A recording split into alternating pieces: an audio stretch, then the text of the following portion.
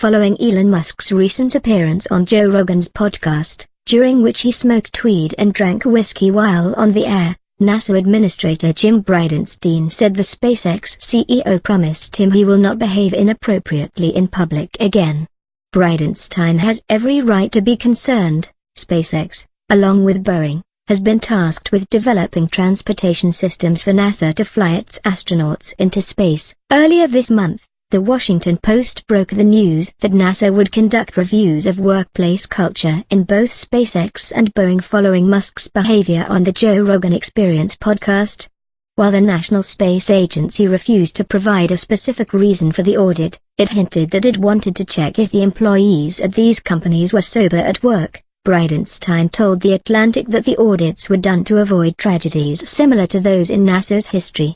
That includes the Apollo 1 fire in 1967 that killed 3 astronauts, and the Challenger and Columbia Space Shuttle disasters which together killed 14 people.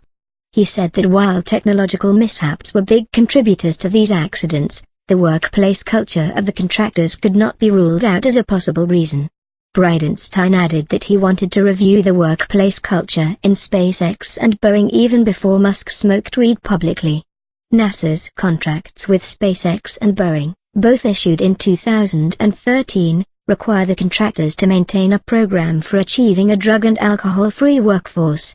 They also require the companies to conduct pre-employment, reasonable suspicion, random, post-accident, and periodic recurring testing of contractor employees in sensitive positions for use, in violation of applicable law or federal regulation, of alcohol or a controlled substance.